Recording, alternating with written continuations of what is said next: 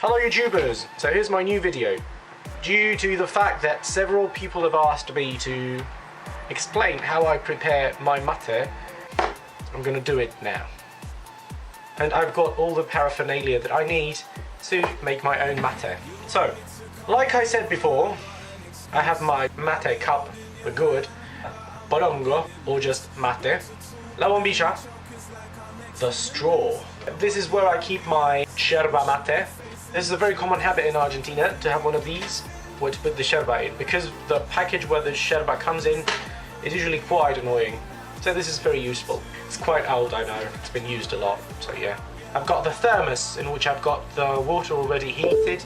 And last but not least, I've got a glass and a little water in it. Not much, because this is just for the beginning. The first thing I do, I preheat the water to 80 to 85 degrees Celsius. That is 175 to 185 degrees Fahrenheit, if I'm not mistaken. And I put it inside this flask.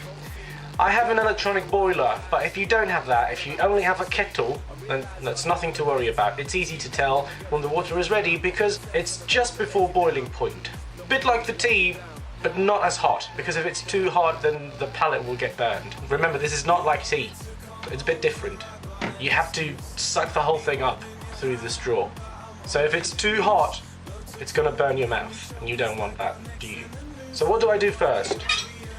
I'm gonna take the yerba, and I'm gonna pour some yerba in. 3/4 of the cup is enough. Now, my gourd is quite big, so it takes up a lot of yerba, and that's the way I like it. You can do this with a piece of kitchen paper if you don't like to do this with your hand. I do it with my hand, I don't care.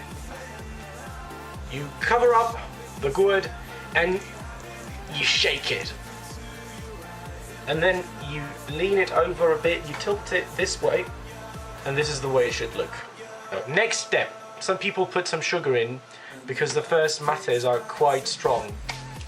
So in order for it not to be that bitter, they put some sugar in. I don't do that, I think it spoils my mate. Some people put some coffee in. I like to do that sometimes, but I need a lot of caffeine. So now I'm gonna take my glass of water and I'm gonna pour in some water. That way. I'm gonna let it sink. So once it's sunk, like that, I'm gonna pour in some more. This is cold water, by the way, just plain water from the tap. So I'm gonna pour the cold water into the lowest bit, the lowest side,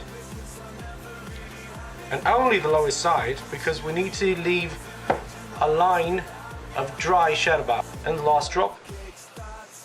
There we go. So once it's sunk, I'm gonna take the bombilla and I'm gonna put it in there this way. Look.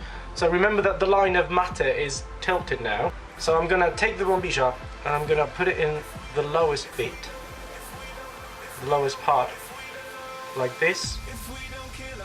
And then I'm gonna pull it to the other side, like this. So I'm gonna take now the water and I'm gonna pour it in the lowest side again, so that we keep some dry yerba on the other side. As I said before, the first mate is for me. It's hard as fuck. This was the first mate. The second mate is gonna go to the first person at my right, which in this case is me again, because I'm alone. Yum, mate. So there you go, that's how I prepare my mate. Now you are an expert, you can do it yourself at home. All you need to get is one of these, and one of these, and maybe a thermos, but everyone has a thermos flask. So, if you don't have one of these, you can use a regular cup, or a mug if you want. I've done it myself when I didn't have a mate cup.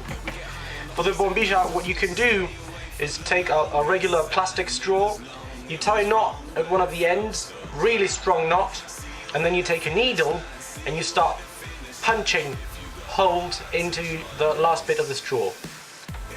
It's not as good as a metal straw, a bombilla, but it's gonna save the moment. So that's all about it. Thank you very much for watching and I'll see you next time. Bye.